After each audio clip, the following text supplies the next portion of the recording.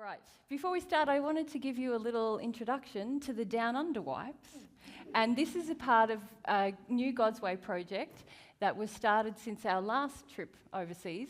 Many of you may fondly remember Jesus speaking a lot about overuse of unnecessary items, including... Such as toilet paper. Toilet paper. So in God's Way, we started the No More Toilet Paper project. So everyone in Australia pretty much who's associated with God's Way doesn't use toilet paper anymore. Yeah, and some of you who've been out recently have been a part of this project, creating some of these. So these are... Look at them, look at them. These are for your bottom. Once you try them, you will never want to go back. You feel it, pass them around, feel it. Pass them. Lovely. Here you go. You can pass them along. You will never go back to paper, trust me. And so these are fabricated from all second-hand fabrics, bought from the local charity shop, you'd call it here. Yeah. From old hotel, you know how hotels get rid of their linen frequently? Towels and stuff. So some of that is hotel seconds. Yeah. And it's all cotton, it's a flannel and terry with cotton stitching. So at the end of its life, it can just go in the compost. In the ground. Yeah. And if you would like to order any from God's Way, you can. Well, eventually what's going to be happening is there's going to be a breakaway. We don't want God's Way to be manufacturing things, really. So we're going to have a breakaway thing that if anybody wants to make them, they can use the same plan and yes, so at the back of the hall you can find more information about them, and also a little step-by-step of how to make your own. So it's not meant to be sort of a profit-making or manufacturing thing in God's Way. However, if people don't have the time or resources to make their own, they can contact God's Way if they would like to receive some. And eventually there might be... Have you all felt them? The quality, eh? Yeah. There was a lot of prototyping that actually went into this. They're actually... They would hand me one and I go, no, it's not good enough yet. And it was square edges or round edges. What's going to be more durable, lasting in the washing machine? They had to go through the wash. There was a lot of, prototyping. And there was a lot of also trying to slim down the manufacturing process, but still have it come out good quality. You know? Yeah, the time and the resources. But now it's like very nice. Yes. Yeah, we bought 100 of them from God's Way. And also, you don't have to use it for your bottom if you don't want to. I'm travelling with some because you can also use it as a face washer or a crying, a small sopping cry up towel. tears, a mini cry, a plain cry towel. So I just wanted to let you know about them because it's a fun, exciting project, and Yvette in Portugal has already started manufacturing some with people there who want to have a go, and because she was a part of helping make them when she came out to Australia. This is going to take off, guys. Yeah. You try it a few times, you'll be going, why have I ever used toilet paper? Yeah. It might be too much information, but as soon as because I use this for wheeze as well as, you wash yourself after you do a poo and then you dry yourself with this. Yeah, so it's you not don't use it to wipe wipe. yourself straight. Yeah. But as soon as I leave home and I have to use public toilets and go back to toilet paper, it's not comfortable in any region. So. Yeah. You become more sensitive is what I'm saying. There are many other benefits. Can I just also talk about the other benefits of having more sensitive nether regions, which is that there are other things you do down there and they get to be more sensitive too.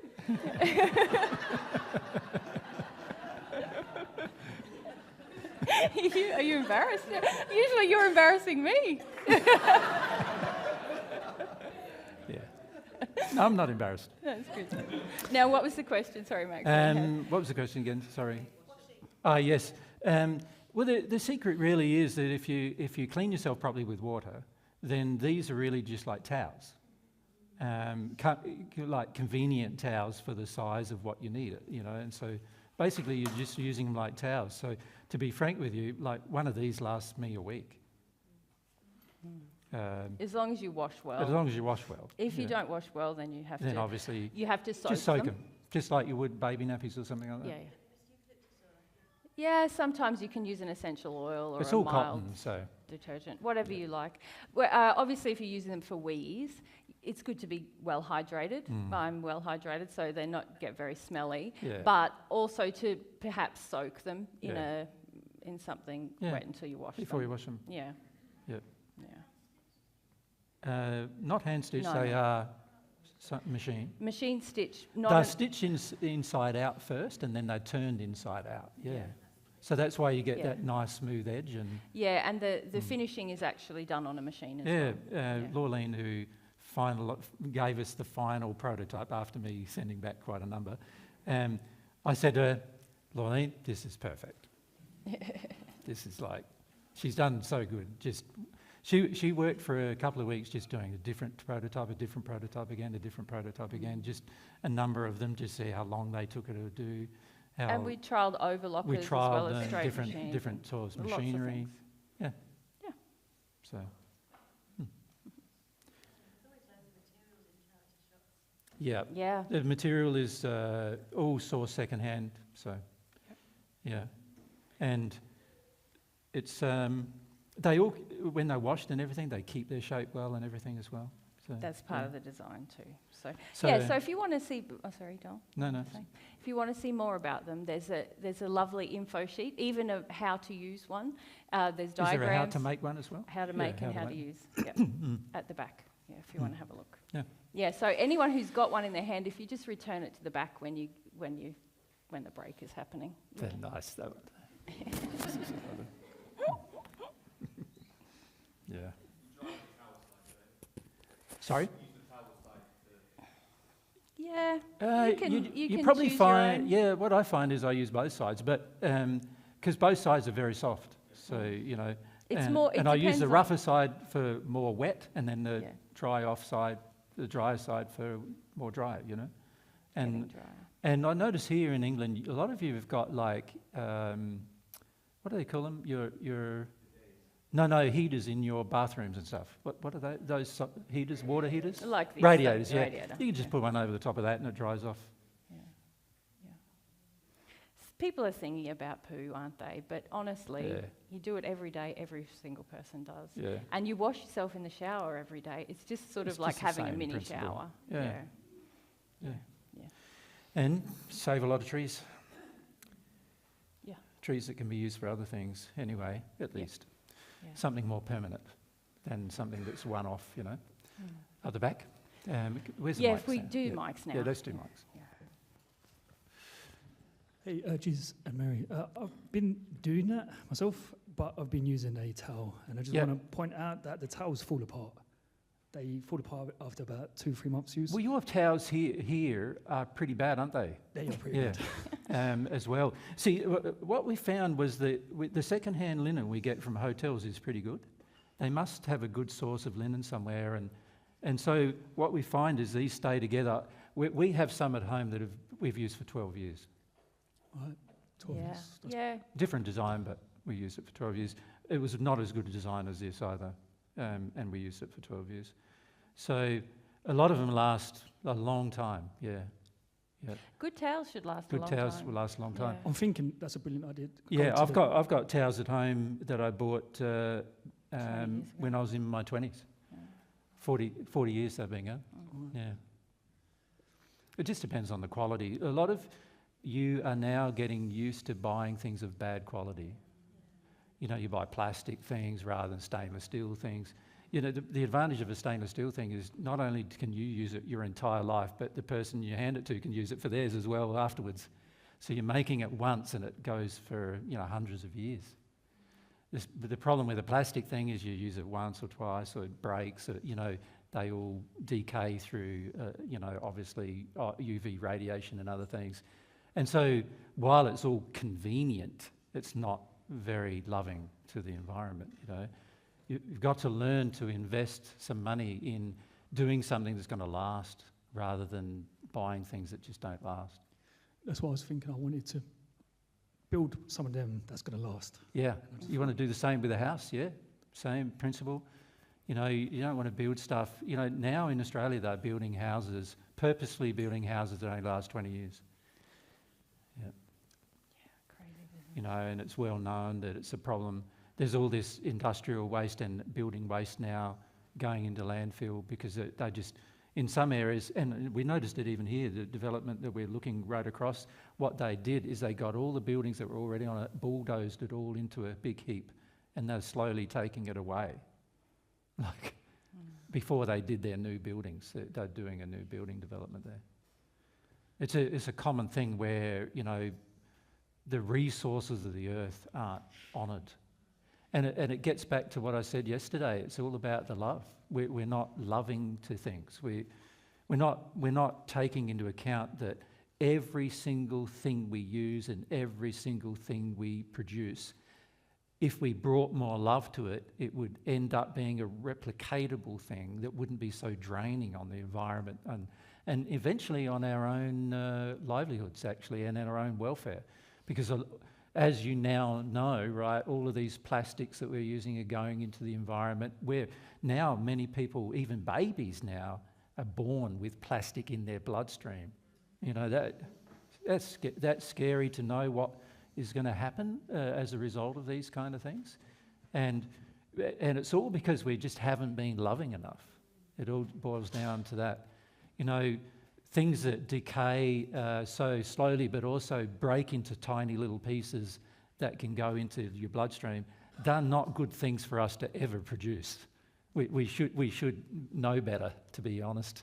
If we were more loving, we would know better. But unfortunately, we tried to bring our normal water bottles, which are stainless steel, with us on this trip, but the weight of them, we couldn't get in amongst all the other gear we're getting onto our trip. And in the end, we would like to buy water bottles that we can use in every country, but that's quite pricey. But also a lot of the water bottles are designed in such a way you can't put your hand in them to clean them.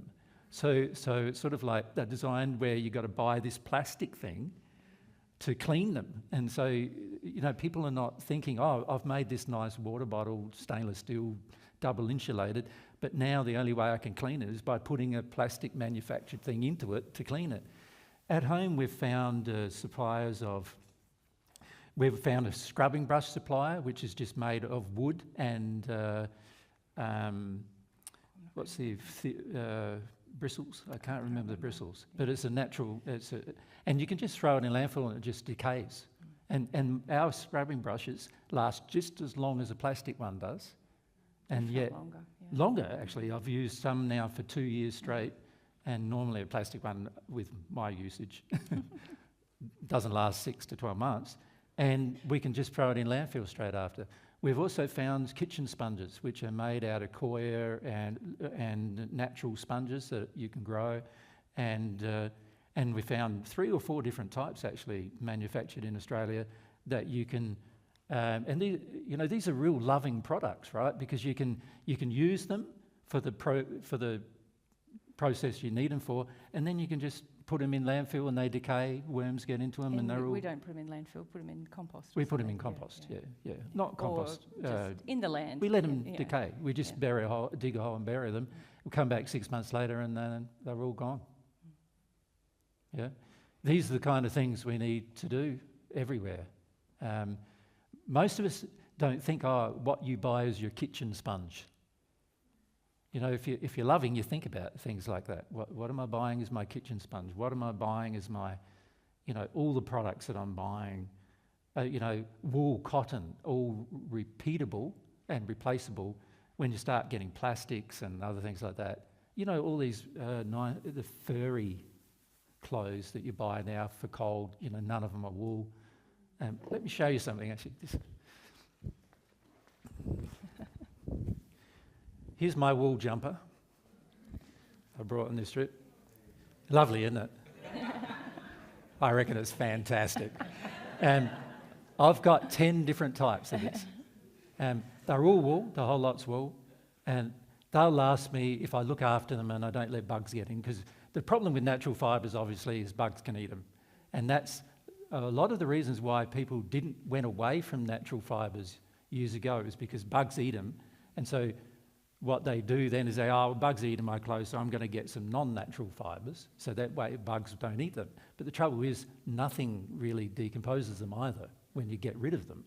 And so you end up, now there's huge amounts of clothes going to third world countries, just getting thrown in landfill, all plastic related, not natural products. None of them decay. There's like huge rubbish dumps, sometimes they're mountains, and we see them in, you see them in different countries. I've even seen them in some Western countries, in the US, for example. They create these big landfill mountains and cover them with dirt. In Florida in particular, they do that, of just rubbish, people's rubbish. All because it just doesn't decompose. And the beauty of getting something that's decent quality is that you can use it the entire time. You still can express your personality with it, but this will decay in landfill. And so when I do get rid of it, if I ever do, these kind of jumpers, I've had some of them again that last me 40, 50 years. I've had one that only recently I didn't take as good care of, and the bugs got into it and ate it. But before then, I had it for 42 years. It was bought for me when I was 18, and I still had it when I was 58. Yeah. So, these are the kind of things we need to think about when we're even buying. If every person on the earth became more loving in their buying choices, can you see what that does? That creates a demand on the manufacturer to change their processes. Do you follow? At the moment, there's no demand on the manufacturers to change their processes. If we got rid of the taxation offices in every country and replaced them with quality offices in every country. So those quality officers would say you can't release a product onto the market unless it's of good quality, unless it's replaceable, repeatable, the design is open market, and you can't release a product unless you do these fundamental rules of love with that product. You imagine the change that would happen then too. We wouldn't manufacture things that are rubbish. How much of what you buy ends up rubbish? It's a huge amount, isn't it? You think, even a lot of cars nowadays, they're major draws on the Earth's resources, but they're made so poorly that now, like they're talking about with all these electric cars, changing all the batteries every 7 years.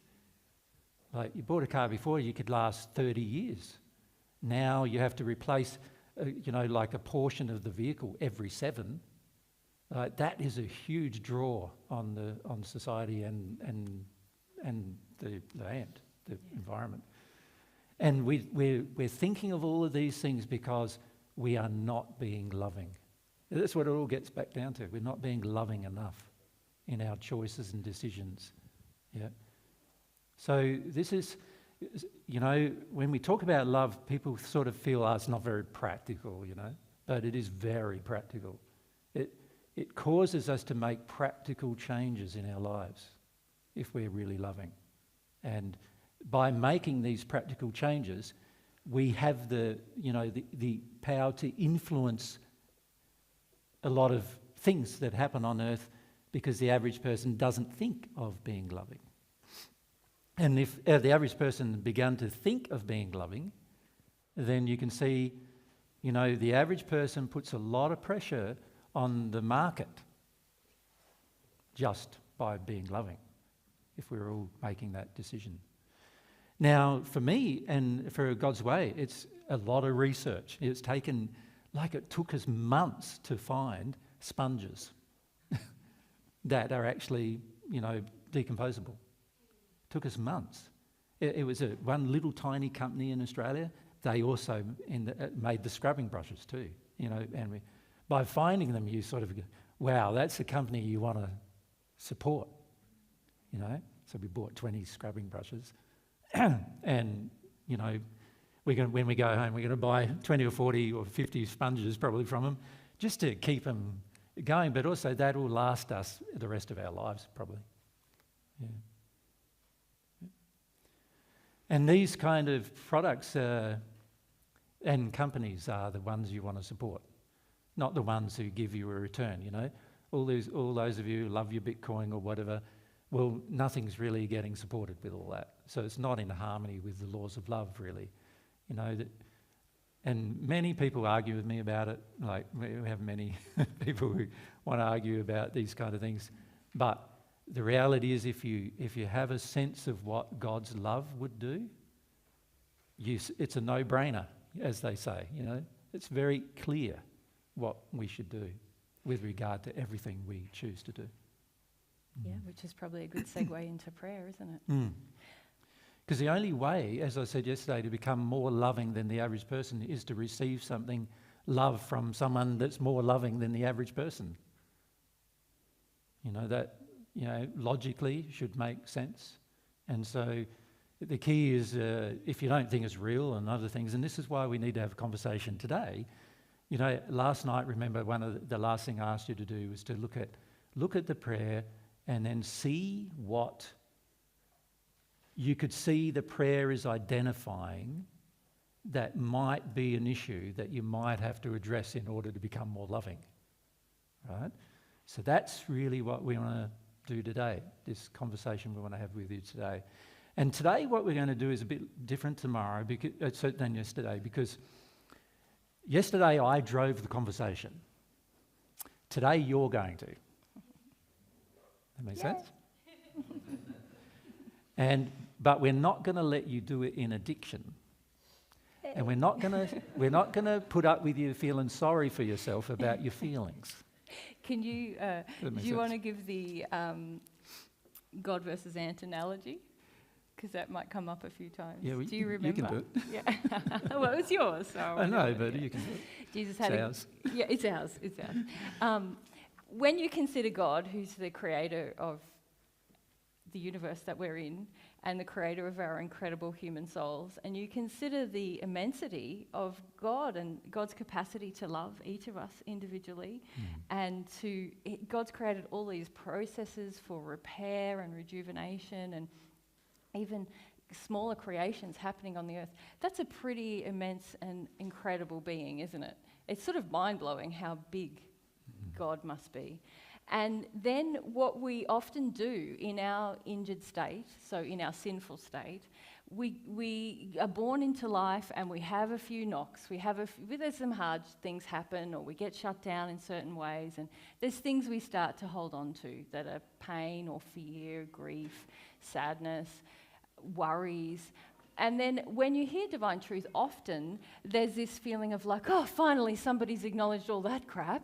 And then what we've found happens is that people often then want to come with this thing happened to me, and it's so big, Jesus and Mary. No, it becomes very self-absorbed. Can't you see, like, I've got this problem, And actually, when you consider the vastness of God and the immensity and the capacity of your own soul, these things are really just like ant emotions. They're just things that are going to be with you for a short period of time until you're willing to feel about them, and then they'll be gone. But they don't compare to the immensity of your capacity or of God's love for you and what God can see as your potential. So often we have this joke at home where we say, yeah, but Maxine, that's just an ant emotion. You're making it sound like it's the end of the world and it's going to define the rest of your life, and you couldn't possibly be more loving because you've got this problem. But actually, if we have some perspective, we go, okay, I've got that problem. I can deal with that, and then it'll be over. It's just it's a little ant or an anthill in my journey of life, But often when we get self-involved and self-absorbed, we're like, no. Everything gets blown out of perspective. Yeah. This is going to be the defining feature of my life, a lot of you. It's like, this thing happened, so therefore this is me, or this is why I can't be this loving person, or I can't achieve that thing that I want to do. So if we call you on having an ant emotion, we're just calling you on being a little bit self-involved. It's not to deny the things that have happened in your life, obviously. They need to be felt. But we need to have some perspective that we can feel them and that they're transient. They're not defining us. If you treat your emotions as if they're mountains, can you see your attitude towards it is, I'm not going to be able to solve it. But if you treat your emotions as if they're just something I've got to go through, and I'll get through it, and it'll be done when I get through it. And you treat your emotions like that, can you see your whole approach to it's going to be quite different? So a lot of it's about how you look at your emotions. And for most of us, our own emotions are like mountains and everybody else's emotions are like anthills already. You know, we have a lack of perspective about who really has trauma versus whether we have trauma or not. So there's usually a lack of perspective there. But also we have this lack of perspective in terms of how big it is for the rest of our life. You've got to remember that you have been created to be an eternal being. This life you have on earth is a very, very, very short part of it. You could call this the gestation period of your life, where you're learning some basics, learning some fundamentals, right? And so this part of your life is a minor part of your future. And I know that's not the perspective most of us have. Most of us have, this life is more important than anything else. And the perspective most people on earth have is that most people don't believe in an afterlife. That's the reality. Even the people who say they believe in one, when they get close to death, it's apparent they don't believe in one, because they get so afraid of death and so afraid of what's going to happen, to them in nothingness. They're afraid they're going to become nothing. And there's no need to fear these things, but a lot of it is lack of education, lack of acknowledgement of truth that occurs. But also it's because we're out of perspective. We've lost perspective. And you think about your own arguments that you have with people. Frequently, you've lost perspective. Quite often I say to Mary when we're driving along, but that's just a first world problem. It's not. We've lost perspective. Of what really is a big worry versus what isn't. That kind of thing. And it's more concerning when a love issue is not addressed. That's not a small issue. A love issue is always a big issue, right? We need to get perspective of that too. Many of you in your addictions, you go, it's just a little addiction. Not seeing as every addiction is a love issue and therefore it's a monster issue. Yeah. Does that make sense? So if I've got an addiction where I impose on Mary my demands, and I got that, and somebody points out to me, and I go, but that's really small, she puts up with that, she can handle that kind of thing, and I have that kind of attitude. I'm not seeing the monster in the room, which is the badness of my beliefs about love is now impacting even upon a person that I say I love, right? How is it going to impact on a person that I don't care about? I'm going to be completely clueless about how that's affecting them. But, so we've got to get perspective. It's like in that analogy, you might be sad because mummy didn't love you. Yeah, or it might be sad because mummy like over pampered me, and now I'm just a spoilt brat, and now I'm going to demand that of Mary, Yeah.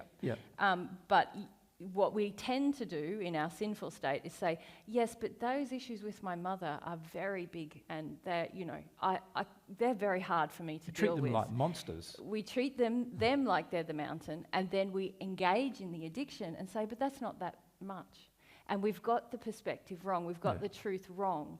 Actually, no, what we do with our own free will is the thing that God measures the most. This is what creates our soul condition. Yep. The choices we make, the actions we take, the emotions we hold on to, the addictions we engage. But often we say, oh no, the emotions I'm holding on to, that's just too big to deal with, and this is nothing that I'm putting out on other people. When God sees it the other way, God's saying, wow, you've got the choice just to feel some sadness. Give up your feeling of entitlement. That's a small thing in your journey in terms of your capacity for growth and understanding. What you're doing to other people in that action, in that self-righteous avoidance of that emotion, now that's quite big. That's quite significant, not just for you, but for other people. So this is the wonderful way that God's designed it that causes us to have self-responsibility, but we, if we're going to engage sincerely, are going to see that dynamic, and we're going to go, okay, what's the ant emotion that I'm justifying, and actually, what is my impact? How am I using my will with other people? Yeah. And if I've got God's view of love, I'll see all that really easily. But if I've got the world's view of love, it's really murky. It's hard to see these things because everybody sort of has the idea, oh, well, it's okay to have some addictions with your partner. You know, the reason why I'm in a relationship is that Mary makes me feel good about myself, you know, and I make her fear go away, and, you know, and this is all good. And, you know, we treat that, oh, that's my need, and this is the way I love. And no, it's not the way you love, it's the way your evil love works, you know, but we want to tell ourselves it's the way we love. And so what we end up doing is we end up putting demands on the other person and also acceding to their demands ourselves in this sort of codependence, each agreeing that our version of love now is valid. And also my partner's version and your version of love is valid under certain circumstances, rather than just going, is it valid from God's perspective or not? Yes or no? If it's not valid from God's perspective, I'm out of harmony, I'm in my evil. I'm in my evil process, and I need to address that if I want to be a more loving person. Now, receiving God's love helps you do that, because by receiving God's love, now that you have part of God's love in you, you're now internally comparing that with what is loving in terms of what you do. Does that make sense? So that you've got some measure now of the standard of love versus your standard. Right? And it's internal, it's not external anymore, because you've received some of God's love, it's internal. And then it becomes, what are you going to do with that? Are you going to make the choice to continue with your evil version, or are you going to accept this new version? And that is also an internal choice that needs to be made. It's not something that, like, you can have people telling you what love is, and you won't believe them. You won't. Because your version of love is saying differently for the most part. And your version of love has a lot of attachments and a lot of addictions associated with it. And as a result, it ends up that way, where you're just demanding that your version of love is met, right? Now, unless we change that, the things like I just mentioned earlier, the destruction of the environment, that's not going to change, because our version of love needs to change before the destruction of the environment can change. Yeah, it's what we think is loving. See, the average person on earth thinks it's loving to demand of the environment everything you want, not just need, but want, throughout the course of your life until you die. And the irony of it should not be missed on us, even intellectually, that when you die, you don't have any of it anymore. It's like that should be a part of our consideration. You're not going to have any of it anymore. If you can't hand down what you did to somebody else, and I don't mean your family, I mean anybody, if you can't hand down the majority of what you've created and the majority of what you've purchased and the majority of what you've done to somebody else, then all of it's going to go in landfill. That applies to all your clothes, all your goods, all your cars, vehicles, all your house, everything you currently think is a part of your necessity to build your worth. All of that is going to disappear in the moment of your passing.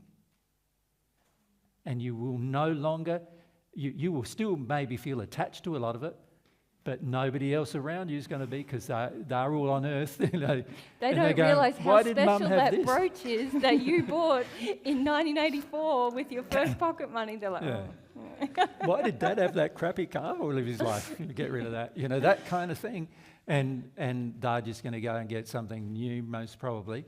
And all of the so-called wealth you generate, none of it has helped your soul. Not a single ounce of it.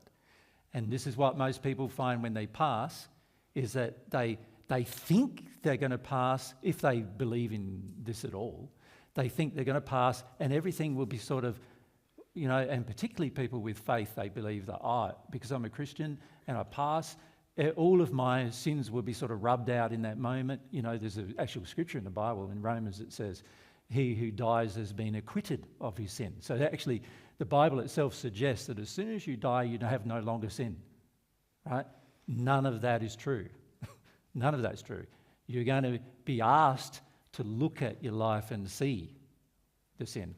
And a part of the sin is every time we were unloving, we chose to do something unloving, and that unloving choice has had an impact, not just on our life, but on the lives of everyone who comes after us. Right?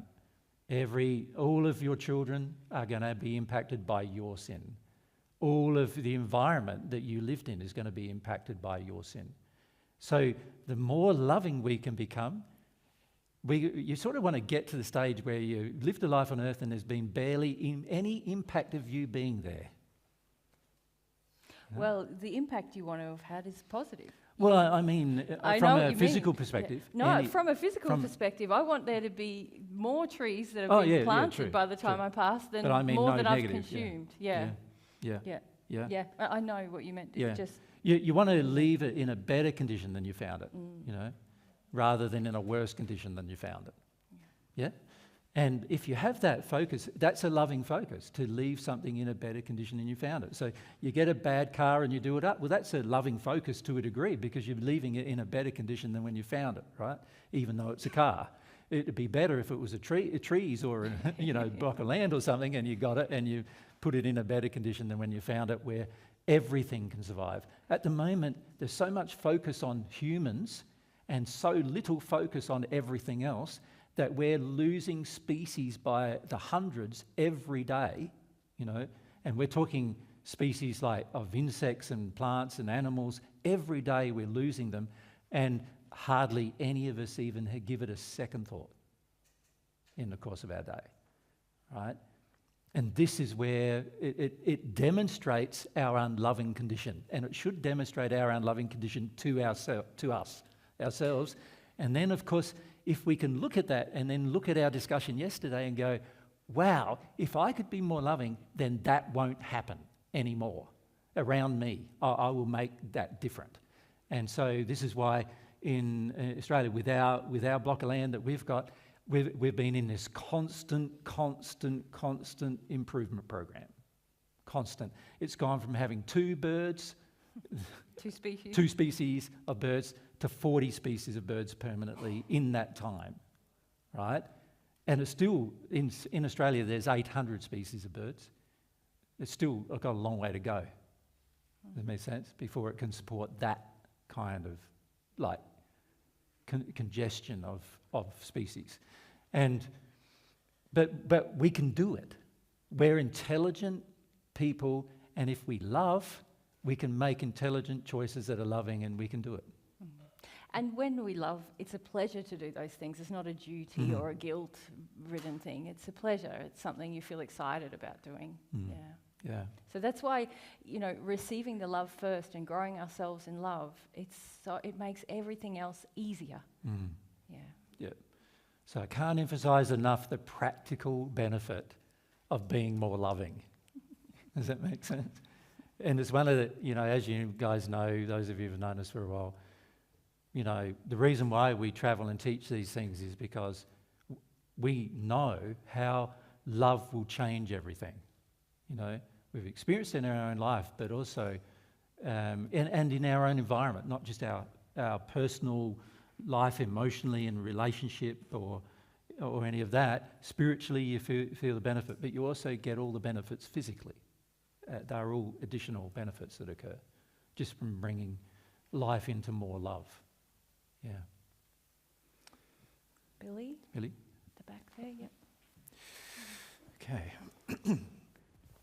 Hey, Jesus, Mary. I hopefully can get past this fear. Yep, now you're in addiction, Billy. Just say what you want to say.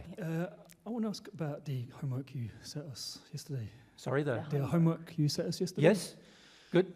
I noticed that the desire is a really important part of getting God's love to flow into the soul, right? Yep. I'm really finding that I've got a lot of block. I'm starting to feel a lot of the pain. I feel like that is the soul block that you were speaking about yesterday. Yep. And I'm finding I'm in and out of feeling that pain and in and out of feeling... When you say pain, is it physical, emotional? It's emotional pain. Emotional, yep. The soul pain in my heart. Yep. What kind of pain, Billy? Yeah, it's like just a block, like as if like there's a tightening on one of the veins inside my heart or something like that. Yeah. But it goes in and out of that, in and out of sexual feelings. Yep. And that's where I'm finding I'm just in between of those. And what I've come to answer the question that you set us. Yep. Can you just hold the mic a little bit closer? closer. Sorry, is that better? Yep.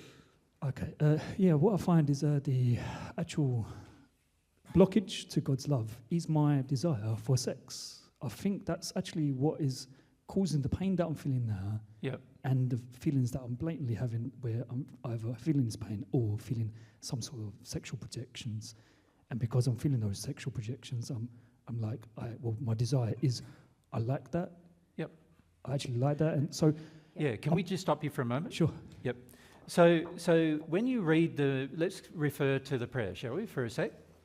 If you come down to the third to last paragraph of the prayer. Keep me in the shadow of your love. Keep me in the shadow of your love every hour and every moment of my life, and help me to overcome all the temptations of the flesh and the influence of the powers of the evil ones who so constantly surround me, and endeavour to turn my thoughts away. They endeavour to turn my thoughts away from you and to the pleasures and allurements of the world. What we need to do is have a discussion about how your body versus your spirit body versus your soul works in terms of its pleasures. Okay. And one of those pleasures is your sexual pleasure. Yeah. Right? We need to have a discussion about all the influences that are upon these pleasures. So your body has been designed by God to have certain pleasures. So let's look at those pleasures. What are they? What brings you pleasure in your body? Well, there's sexual organs. So there's sexual organs, so there's sex, yeah. Food. Food, okay, yeah. Exercise. Exercise, yeah, brings you pleasure. So movement, can we say movement? So we can call it movement, but yeah, let's call it exercise, yeah. Nothing else is coming to mind. Nothing else comes to mind. Oh, just give me a moment. Well, that's a very fundamentally basic existence if it's just those three things, isn't it? What gives me pleasure? Sorry? Is the question what gives me pleasure? Yeah. Yeah, what brings actual... In your body. In your body. Inside the body. Pleasure. There's a sense of love that I feel inside. The sense of peace, sense of joy that I feel inside. Okay, so, but what causes it is what I'm saying. Yeah. See, if it's only those things that cause it, that's really interesting in a way, isn't it? Like, let's look at it. Let's look at it from a soul perspective. Here's my soul. So here's Billy's soul. Here's his body's spirit body, physical body, right? And the physical, this involves sensations, doesn't it? Or you could say senses. So you know how it's, we refer to as having 5 senses, but really, sex is like it's an interesting sense, isn't it? Because it involves not just sort of feelings, like it involves all sorts of things in your body, doesn't it? It's sort of quite strange, and it's the same when you get the sense of touch, like. Sometimes you can be touched in one part of your body and you're feeling it in other parts of your body where you're not getting touched. So what's happening there? There's all this referral in your nervous system to other parts of your body and so forth that goes on. None of these things are really considered very much. It's known medically, but most of us don't think, this is all... There's much bigger things going on here than just 5 senses. No, I totally agree. Yeah. But let's look at the 5 senses. So food satisfies what senses? But belly, the senses of hunger. Well, no. Well, that's the underlying drive. Right. But it's not just hunger. Like, you can smell you can be completely not hungry, smell a piece of fruit and go, I think I would like a bite. Can't you? Yeah. You can eat for enjoyment, not just for hunger. So it's a desire. It's my desire for that. Yeah. But what sense in your body? It's just... My physical You've senses. got 5 senses. Which ones? The nose and the tongue. So taste, that's the sense taste. of... What are the senses? Let's write them down. Yeah, we got there. Taste. Yeah. Smell. What else? Touch. Touch or feeling. Sensory feelings. So touch, let's call it. Yeah, what else? Your hearing. Hearing and sight. They are generally referred to as our senses, aren't they? That's right. We see, hear, touch, smell, taste, right? Food, what senses? Taste. Taste, yes. What else? Smell. Taste and smell, yeah. Two senses. But what else? Yeah, There are some foods you don't like eating because, not because of taste and smell, because of some other reason. The texture of it on your tongue. That's sort of like the and touch you part know, of it. so that you could say that's also that, right? So it's got to satisfy, for it to be satisfying for you, it's got to satisfy those 3 senses at least, doesn't it? Right? Now, it's also interesting with fruit and stuff like that God's made, because you look at it and you go, oh, it just looks good too, doesn't it? Like, you got to admit. And, you know, I know fruit, most of you can't hear the sound it makes, but it does actually make a sound. And you can hear it in your spirit body, but you can't, the frequencies are too different to your physical body for you to hear it there. But there are already 4 senses of your body, your physical senses in your body, that satisfy your desire to eat. Does that make sense? Yeah. Yep. Okay. So, Dana, let's look at sex. There's definitely an extra sense, I think, involved with sex. Well, yeah, but of these 5, which ones do they satisfy? Touch? I reckon all of them. Okay. So sex, all of them. Right, okay. Exercise, what does that satisfy? All of them? No. The feeling of the touch that you're feeling inside, that you're feeling. Well, I suppose it depends where you exercise. If you exercise with somebody yelling at you, saying, yeah, get onto it, blah, blah, blah, you know, and you know, you need G'ing up, then that's not a nice environment, and you're not going to enjoy a lot of exercise that way. But I enjoy, when I'm exercising, what I see, what I hear, what I touch, and what I smell when I'm exercising. Does that make sense? Because you're smelling like maybe you're running in the countryside and it just smells good. Yeah, and you smell it, you know, the different things. We've got different trees at home that give off a eucalyptus smell, and you smell that, and you've got different other trees that give off like a honey smell, and you can smell that, and you get all these different sensations while you're walking, plus your physical body feels good, and you feel like, you know, that you're benefiting yourself, you're you know, and also, you know, look at a person who exercises and look at one who doesn't. Which one looks better? You feel better because you can feel when you're getting overweight, for example. Yeah. When you get overweight, you don't look good. You know that, right? Absolutely. Yeah, of course you don't. You don't feel good either in your body. You don't feel good either you can about feel yourself, physically, emotionally. well. So, or even physically. But we're even just talking about the physical senses here. Already they don't feel good if you go to overweight, right? So, yeah. So here is so the point of what I'm trying to make with all that is, here is my physical body. It has physiological functions that are designed to bring me pleasure. Okay. Right? Yeah, okay. Of which these so-called senses are a part, Right. aren't they? A part of the physical body, yeah. Yeah. So here's my physical body. It's been specifically designed to bring me pleasure. And by the way, your spirit body also has been specifically designed to bring you pleasure in the spirit world. And it also has a superset, in other words, it has more senses that will bring you pleasure. If it doesn't, and in some places where it doesn't have more, it just has a greater scope. So in other words, sense of sight it still has, so you can still see in the spirit world, but you see more. You can see longer distances. You know, here when you get on top of a mountain, you look over a whole mountain range, you'd be lucky, unless the mountains are like Mount Everest and you're looking all over, you're lucky to see like 50 kilometres. What's that for you, about 30 miles? In the spirit world, you can get on top of a mountainside and see 1,000. Right? That's interesting. Yeah, because your sense of sight has the ability to zoom in and out more, and also it's got a lot of different features that you don't have in your physical body. And the eye can't be designed, the physical body's eye can't be actually designed to have the same features. Well, that's why we use telescopes and stuff like this. That's right. That's why we design telescopes and microscopes and all these other things, because our eyesight can't have the ability to create those same sensations, right? But the design of those things came from the spirit world. People in the spirit world go, we could help them have that experience by helping them with the design of a telescope or helping them the design of a microscope. Or do you understand? Right. So a lot of inspiration comes from the spirit world, helping people come to the idea why don't you design a telescope?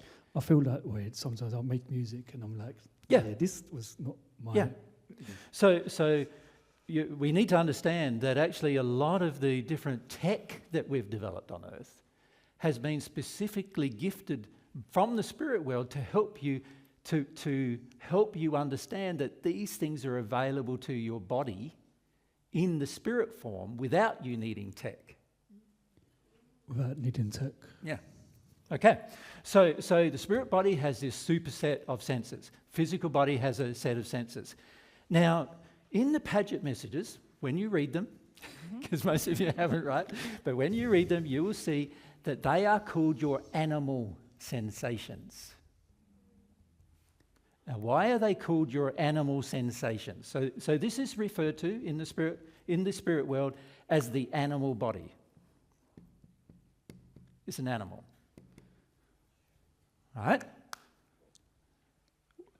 An animal should indicate to you that it has no soul. This by itself, if it didn't have a soul attached to it, would have no soul, right? Right. Right. What determines whether you love or not? My soul. What? Okay, so your soul determines whether you love, not your bodies. So if your soul drives the desires of your bodies, they are going to be in harmony with love, right? What? If you're loving, they will be, the desires of the bodies will be harmonious with love. If your soul is injured in love, its injuries will drive the bodies.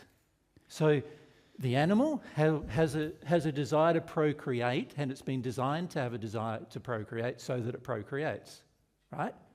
That's necessary for the incarnation of new children to occur.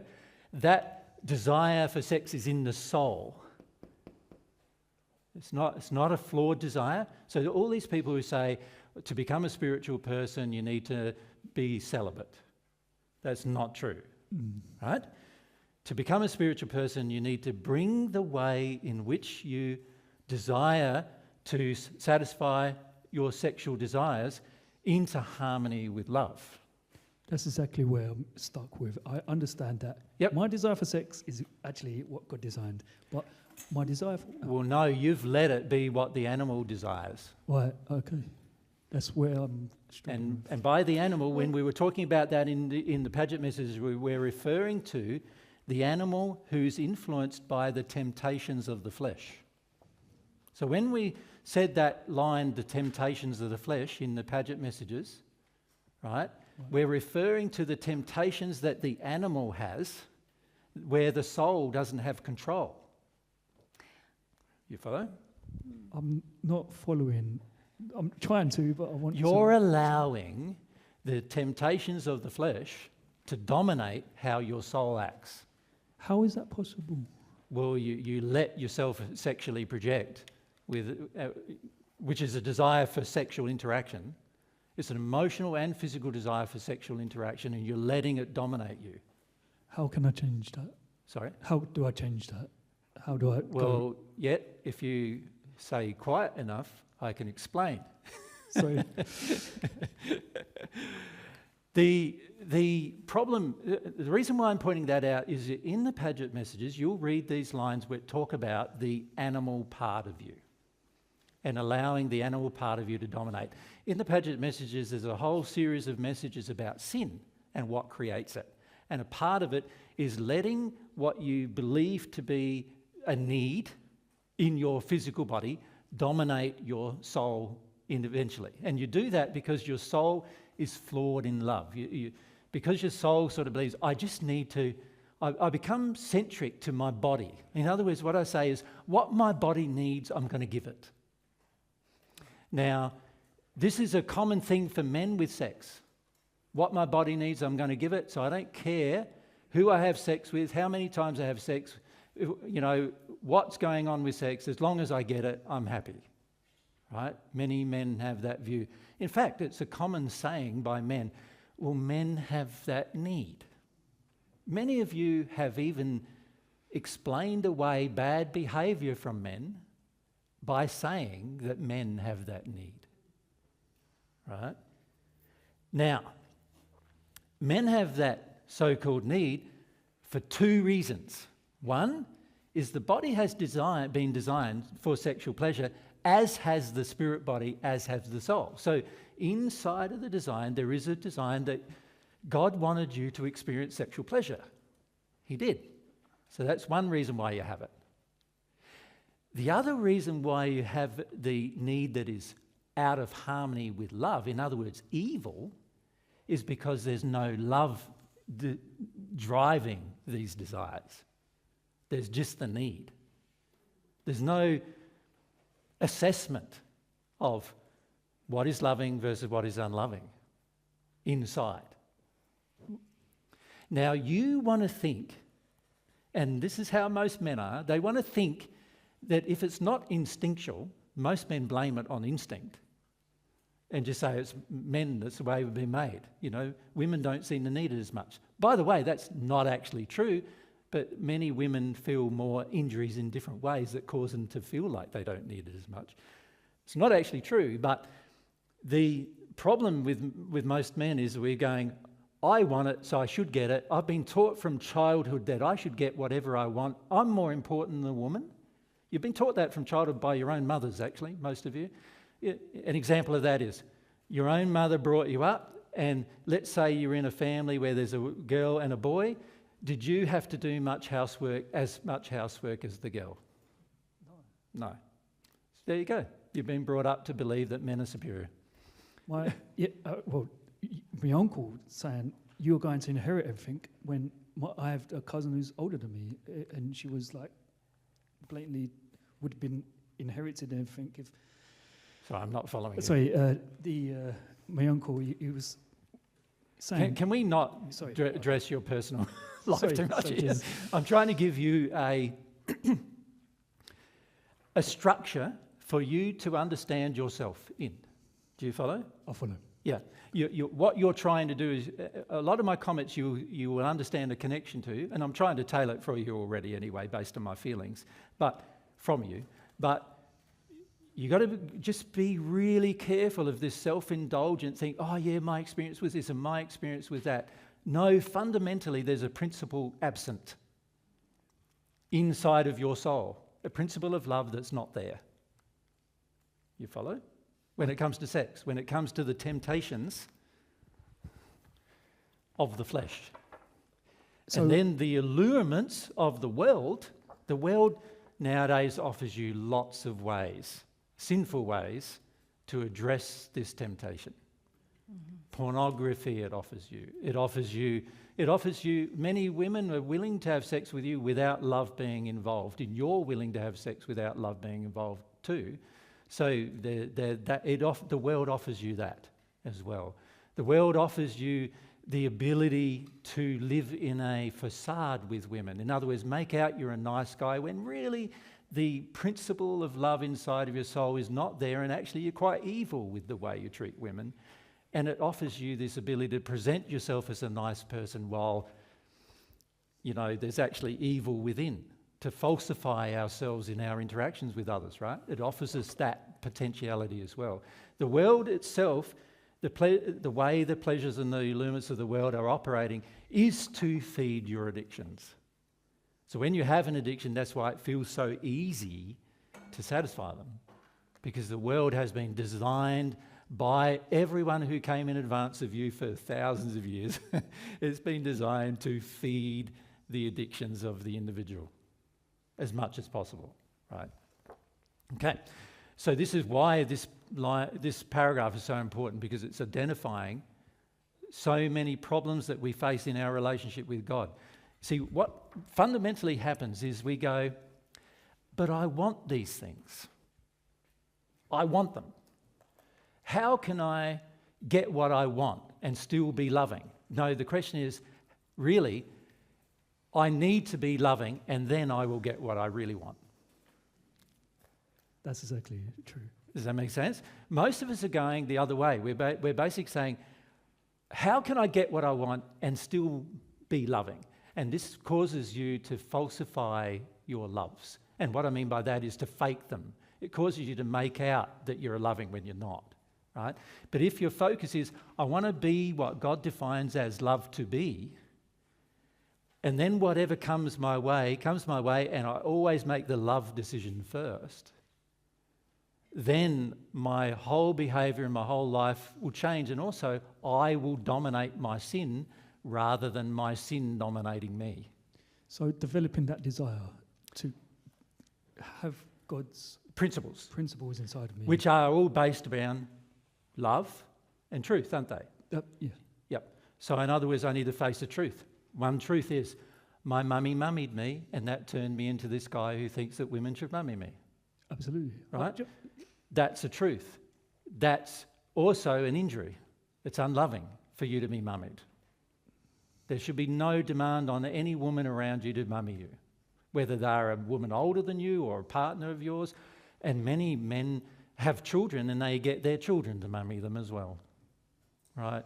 Or even their children, they get mummied by their children, right? Most men have been taught to have this sort of attitude. It's a huge sin that causes a lot of trouble on earth, right? And we've got to start seeing the principle, but we're not going to see the principle without receiving love. So the question is, how can I change it? By receiving more love.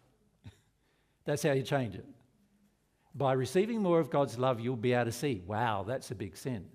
Without receiving God's love, you're going to just think it continues on to be not a sin. But also, to receive God's love, you're going to have to see that it is a sin. But you don't at the moment. If you think back to our conversation yesterday where we were talking about opening our heart, at the moment your heart is very closed on this issue. Your heart is like, no, I want to have sexual validation from women. I don't care if it's a spirit or a person on earth. I want that sexual validation, which is why the spirits come to you when you are quote unquote longing or trying to emulate prayer, let's say.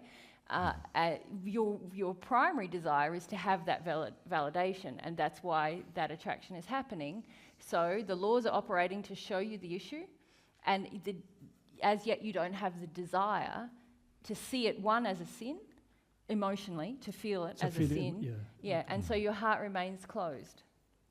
I feel that pain right now. I think No. is that the pain? Is that not the pain? No. No, you feel the pain of not having a relationship, not having sex. Right. That's the pain then. That's different to feeling the pain of this is a sin, what I want. What I want is a sin. The way I want it, Yeah. not what you want. Well, yeah. I'm really trying to Understand. figure out. Yeah, we'll help. We'll try to help. So what I've been saying, so let's get back to this discussion a bit, right? Because you need more information. So this body has its, you could call it its natural or instinctual desires. This body has its natural or instinctual desires. They've been created to have them, right? There's a whole heap of chemical processes, nervous system processes and everything in order to make them function and happen. And the information gets passed through the silver cord down the body stream to the next body and then to the soul. So you've got a cord here joining those two bodies together, and information gets passed, and then you've got a cord here connecting the bodies with the soul, and information gets passed so that your soul has an experience. That's how it works, right? But what happens is we become on earth very addicted to the experience without considering love.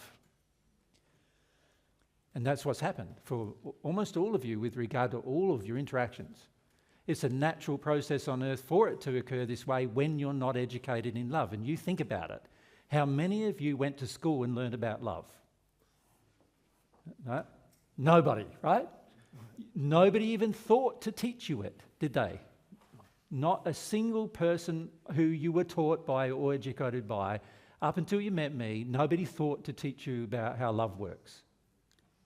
Isn't that true? That's absolutely true. Yeah. Now, you look back at your childhood. When did your parents teach you about love? They didn't. They thought they did. They sort of did, didn't they, by their behaviour? It was very addictive behaviour. That's right. Their own version of it, they acted in, and in the process of acting in it, they taught you act the same as me, pretty much. Or when they're yelling at you, don't act the same, whatever. They taught you a number of things, but they didn't teach you what love was because they personally weren't educated either. So the problem we've had on earth is that nobody for millennia, right, has taught about love. I was the first person on this earth to teach about love in the first century. But that was, before then there was 170,000 years of people and nobody taught anybody about love. The Adam and Eve, they was in the same condition as you when... Sorry? Adam and Eve were in the same condition as you, but they just made the choice... But they decided not to learn about love from God, that God was the only person that could teach them. Thank you. Sorry. Thanks, Euro. Thank you. Yep. So we are all starting with you could say an impediment. Nobody has taught us about what love is. We've had to learn it from experience. And the trouble with most of our experiences is most of them were unloving in our childhood, right? Very few of them were loving. Well, you could say there was a mixture of love with a lot of unlove, and a love and a lot of unlove. And so this creates even more confusion. Like, what is loving, what isn't loving? I think that is loving, but I don't really know. And so you end up being an adult without understanding love at all. So what you're taught fundamentally by your parents is to satisfy the temptations of the flesh. I was just about to say, this feeling for wanting pleasure. Wanting pleasure. Yep. Is what makes me believe I'm doing a loving thing for myself. That's right. Yep. And most people only do what brings them pleasure because they think that that's loving themselves, right? And they don't consider the effect or negative effects that their desire for pleasure is having on everything else. In other words, they don't consider love. They don't consider loving others, the environment, God, each other, persons, even partners. Very, very few of you actually love your partners, right? You're in addiction with your partners and therefore not loving them, right? To love your partner, you need to break the addiction and also get God's version of what love does with each other. That's what needs to happen. And that's not going to happen without education, but the majority of us have not been educated. So I'm not saying that you're bad people because you're terrible, you don't love. What I'm saying is it's a sad situation. You have not been educated. No one has ever discovered God within themselves and... That's right. The process We've only ever taught on earth what other people have taught, and because what other people are taught is flawed versions of love, that's all we're going to get taught. And we're not even taught it. We just learn it through experience because there's no school saying, here's our flawed version of love, that's what you need to view, is there? There's no school even thinking of doing that.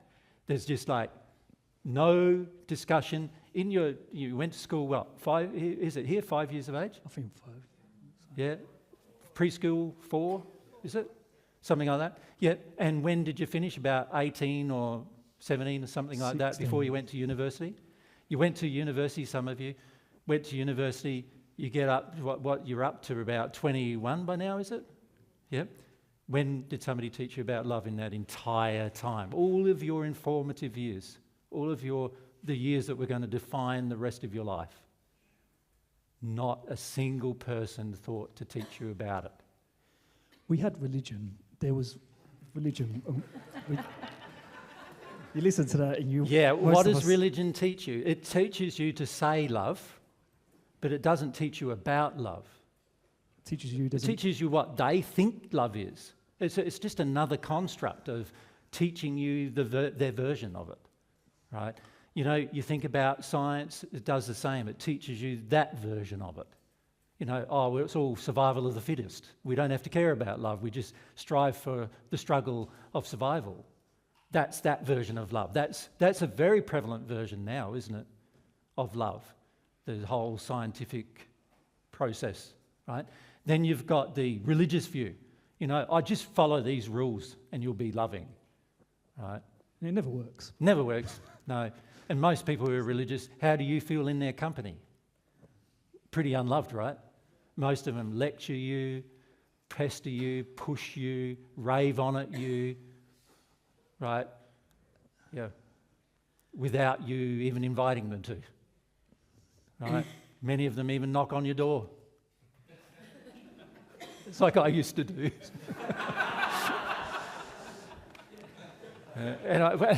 Once I started receiving God's love again, I'm going, I can't do that anymore. It physically distressed me to do it. Because I knew I was impacting the will of others, therefore not being loving anymore. I didn't even think of it like that initially, and then I realised why. I realised, wow, what I've been doing, I was taught to do this up until I was 33 years of age, and I used to do it every week, for 3 days a week. And that entire time I was unloving. And I didn't even consider how I was just forcing my will on other people by doing it, right? That's how most religions are, aren't they? You go to a Muslim country, isn't it the same? What are they forcing the girls to do? Cover up, do this, do that. What are they forcing the men to do? 6 times a day, 5 times? 5 times a day. 5. 5? Men and women. Men and women. 5 times a day. You got to, it's like you can't talk to God constantly. You need a time of the day to do it, right? And these kind of teachings are forcing people into things, and therefore very unloving. And if you had any connection with God at all, you would feel how unloving it is, right? When you're there in these environments, that's why when we're in Belgium and there's ding, ding, ding from the church bells in the entire, city, every hour from 6 a.m. to 11 p.m. at night, forcing the intention that we all use one of our senses to remind ourselves that they are holy.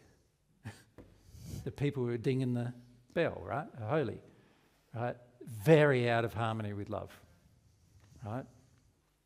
Okay, so we've been taught from the time we were conceived through emotional experiences, and then after we were born through physical ones as well as emotional experiences, we've been taught everything else but love, right? That's been our experience. So this is why you need to not be so harsh on yourself about where you're at, right? Because at the end of the day, nobody's taught you. But now you have an opportunity to be taught. The key thing is, okay, who's going to do the teaching? God. Well, that's my opportunity. My opportunity is that God can teach me. And what I'm trying to share with you is how God does that. Make sense? So when we get back to this, we can see that firstly, because we haven't been taught about love, we have been totally focused, our entire focus of our entire life, probably up until this point, has been the equation, and we've talked about this many times before, the equation between pleasure and pain. What you do is you get as much pleasure as you can while at the same time to avoid as much pain as you can. And most people call that life. Right, so let's get back to things you enjoy. The things you enjoy, for most people, it is only those things. Everything else is hardly considered at all. For some people, there's other things, but they're all emotions, not physical senses. They're things like power. Some people enjoy that, right? Yeah. And that's not based on senses anymore, is it? That's based on emotions, what they get from their power. You follow? I follow. Yep. So some people, they spend their entire life just working for money, so they enjoy money. They love money. Many of you love money more than you love people, right? If you're honest with yourself, when you've got an opportunity to help a person with your money, you go, I don't know whether I should. Right? Love would say, of course I should. It's how I help them that's going to matter, right? But I need to help them. If I got money to help and money could help, then help them with money. Yep. Many of us love money so much we want to accumulate it to the point that when we die we have millions of it. I remember people I met many, many times who had that's their whole goal in life was You know, when I became a property developer, that was almost becoming my goal. Just get more money, then I'll be able to do other good things. How many of you told yourself that? If I just get the right job and the right situation, the right money, then I will be able to help others. Now, if you love, you don't go, I'm going to wait until I love. You know what I mean? Wow. So already that's a flaw. It's a flaw. But this is where we go.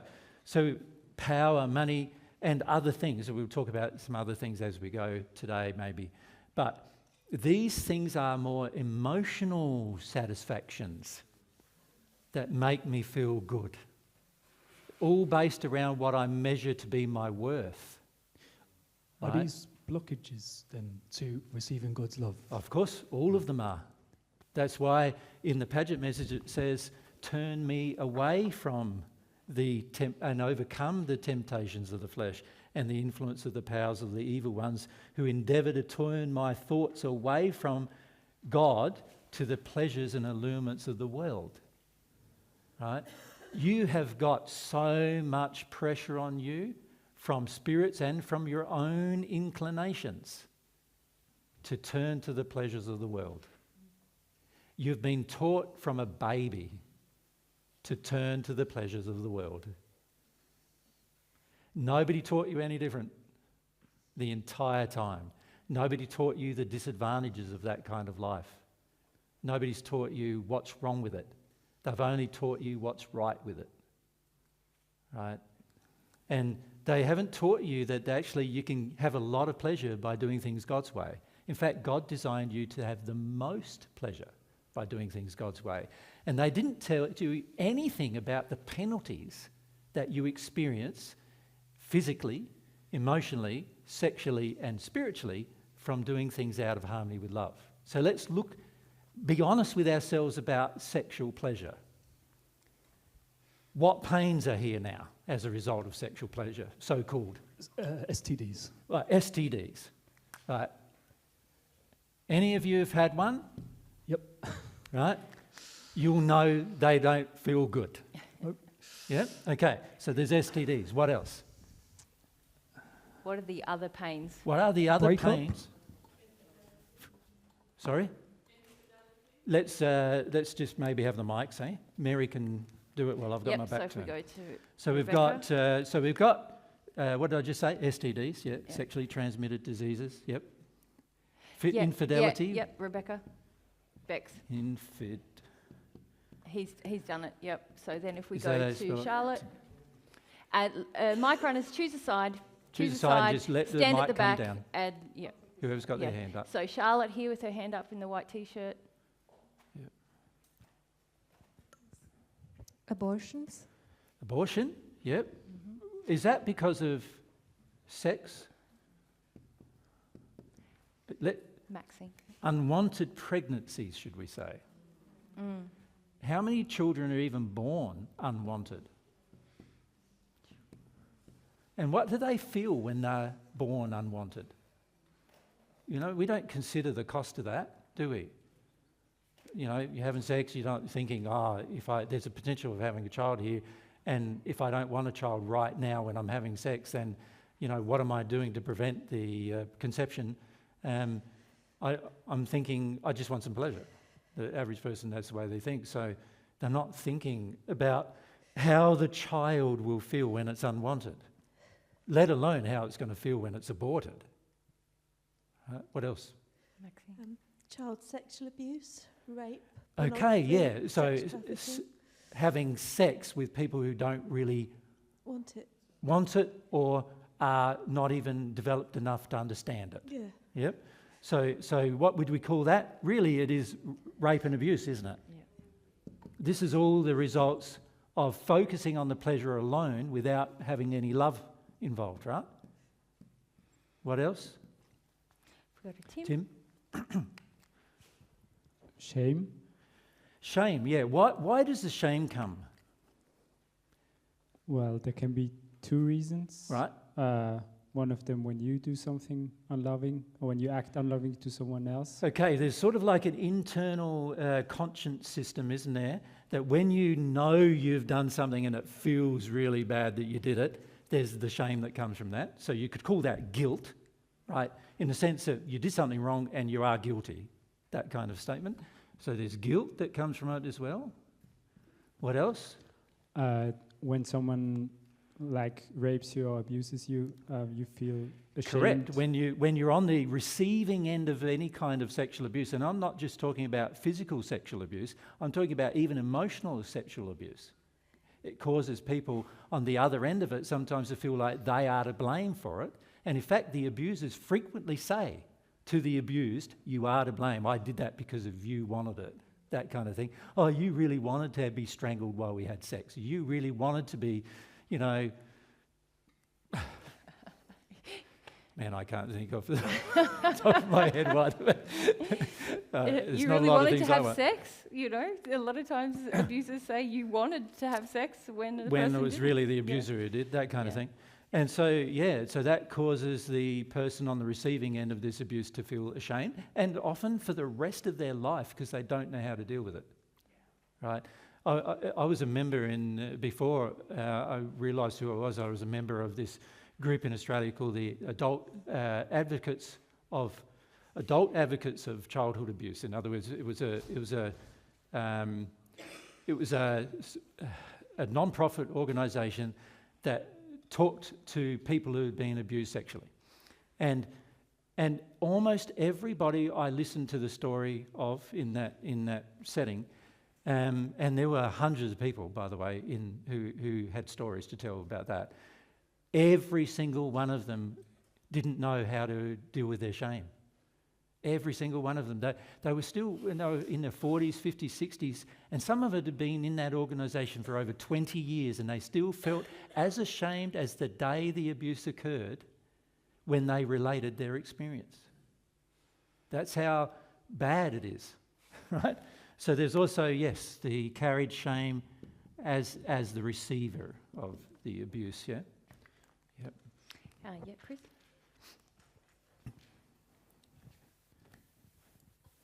So we're talking about the negative effects of having sex without love. A kind of perverted sex? Yes, so things like sadomasochism. Sadomasochism, what's that called? S&M? Also, isn't there, for many, there's a distorted view of even who they are. Some people think they're gay when they're not. Some people think they're straight when they're not. Some people think, they're bisexual. They're bisexual, but a lot of it is because of different sexual experiences they've had during childhood and different projections they've had from parents and people in society that have caused them to believe that while they were growing up, right? So they don't even have a definite sense of their own sexuality as to what their attraction is, right? So these, you could say all of this is the penalty that society is experiencing, and there's a lot more, isn't there? All of this is the penalties that society is experiencing for not having loving sex. Does that make sense? That's the penalties. We're not measuring it. See, when we're in the state of just wanting pleasure, what we're doing is we're basically going, I just want my pleasure. I want it how I want it. There's certain things bring me pleasure and I want them how I want them. We're not saying, but what is the long-term effect of this desire on everybody, including me, everybody around me? What's the long-term effect? We didn't even talk about in marriages where people are together, they're having sex, they don't love each other, and what impact that has on their children and what their children believe love is and what their children believe a good relationship is. And the whole idea you've got to stay with someone you're not attracted to because you're married to them, all that, it causes all sorts of societal issues just because we're not loving when we would desire sex. If we were loving, none of those things would happen, actually. None of them. If you were loving, even the person you want to have sex with, you could feel she doesn't want to when there's certain times or he doesn't want to, and you would not feel like even raising it. right? If you were loving, you would be sensitive enough to know, yeah, I can feel not the right time. Not like, you don't love me because you don't have sex with me. And then have arguments about that. Yeah. Yeah. You wouldn't even have the demand on the other person to satisfy your need, right? Very sadly, in the Bible, there's a scripture that says a wife's role, right, is to satisfy the needs of her husband. Who do you think wrote that? Wasn't it? Was it God? Definitely not God, right? Definitely a man. Yep. Okay. She added an adjective. Sorry.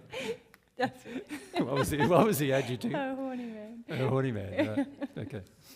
Yeah. No, not a horny man. Like I'm horny plenty times, but I don't do that. Right. So yeah. Okay. What else? And not experiencing love can be a negative compensation of this unloving sexual drive, not feeling love. Loved. And needing sex as a way to feel like you're loved. Yep. So it even gets down now to, so now we're looking, so these things here, those down to there, you could say, are sort of physical things, aren't they? That happen as a result of unloving sex. Here, there's a group of emotional things that happen as a result of unloving sex. There is, by the way, a whole heap of things that are sexual that happen because of unloving sex.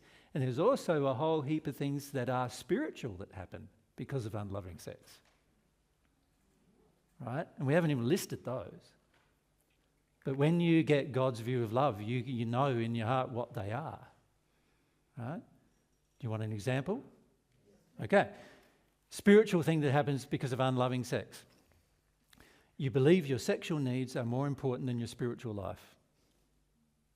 And so you sacrifice love for the sake of sex. That's a spiritual problem. Right? A person who loves does not sacrifice love for sex. In other words, they don't have sex with anyone they don't love, right? And don't have sex with anyone they don't want to love forever. Just a thought. Then there's the sexual things that happen because of the love issue. Sexual things, emotional sexual things that happen. You start sort of, you get to see enough, like an example, porn. You get to see enough bodies that now every woman that you're comparing with some person you've seen. And you're comparing them physically with the person you've seen. And if they don't match your requirements physically, then you don't feel attracted. Now, one of those persons might be your soulmate, but makes no difference to you, right? There's also the emotional part of that, which is like, I'm now willing to share my sexual energy with anyone. So that means when I've got an opportunity to share my sexual energy with anybody, someone down the road or whatever, someone who looks attractive or whatever, I do it without consideration of the long-term spiritual and emotional effects on the person or myself. Right? So they are all sexual and spiritual ramifications that are all hurtful. Because in the long term, what's going to happen is you get so numb to the specialness of sex that you start treating it like it's just a normal thing that you can demand from anyone. Right? It's a unique thing God's designed, particularly for the soulmate relationship. But we don't think of it that way. Right? So, there's a lot of problems, is what I'm saying. Principally, all of those problems boil down to one problem.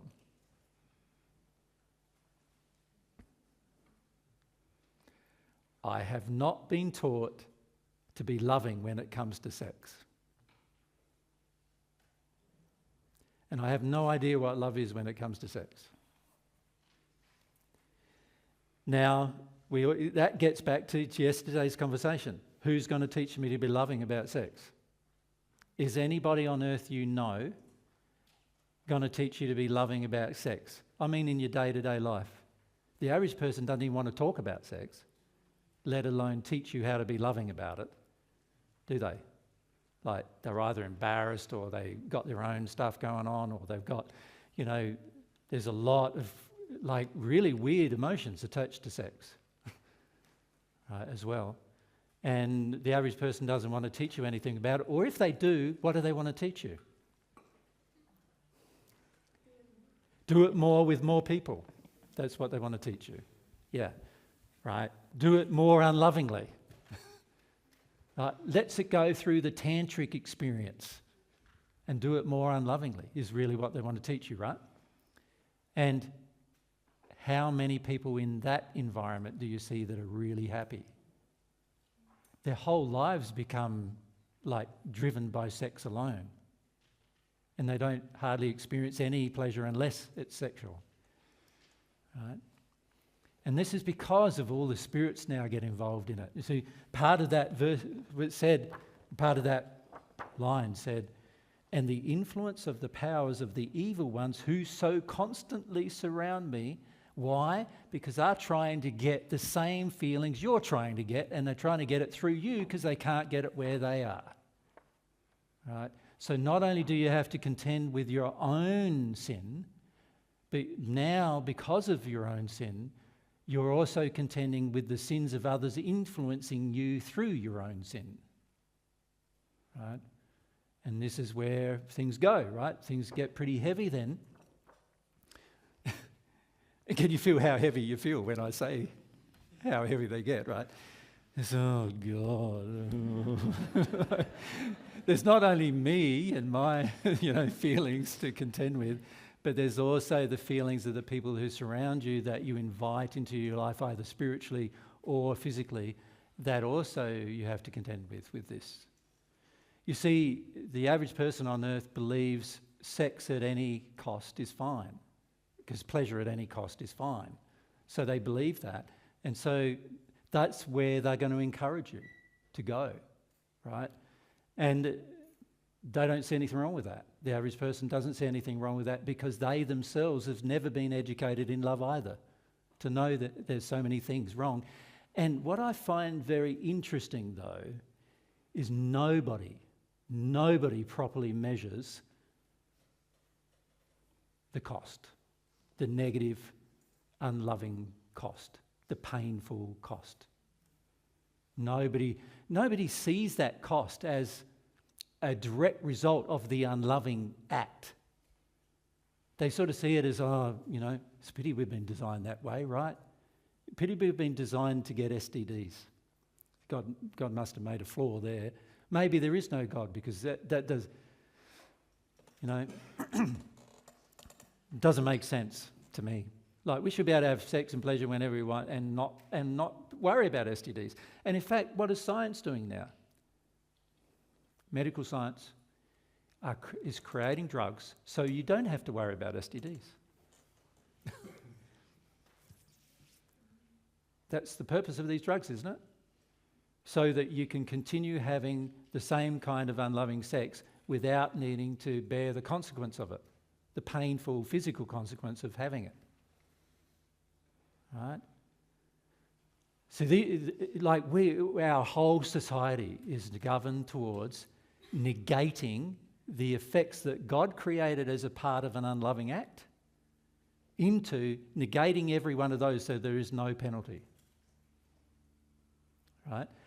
But remember we said yesterday, how do I change my desire? There was two ways. One was by focusing on something that's desirous and pleasurable, and the other one was by measuring the pain. You see what we do with sex? It's almost like we become so, what's the word? Detuned, desensitized? No, where you're so in a frenzy about the pleasure. Oh. What's that? Driven, obsessed. Obsessed, obsessed about the pleasure, that you fundamentally say there is no pain from it. Internally, you're sort of going, there's no risk of pain here. So, one night stand, no risk of pain here. There's huge risks of pain in a one night stand. Huge risks.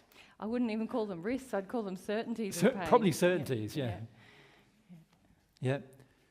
Huge problems associated with it, but the average person is so obsessed with the need to have the sex that they completely detune from the actual consequences, spiritually, emotionally, sexually, and physically consequences. And this is the trouble with our addictions, is we don't face them. So this is the purpose of the prayer in this regard, is to try to help you face them.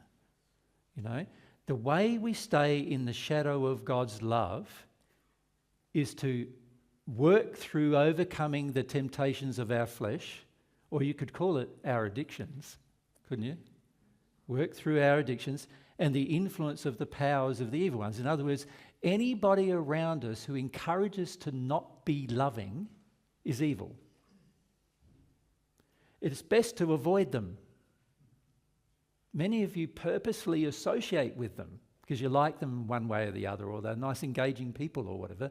Sometimes they've got very lovely personalities, it seems, but they're encouraging you towards evil. It's not good for you to associate with them while they're doing that, right?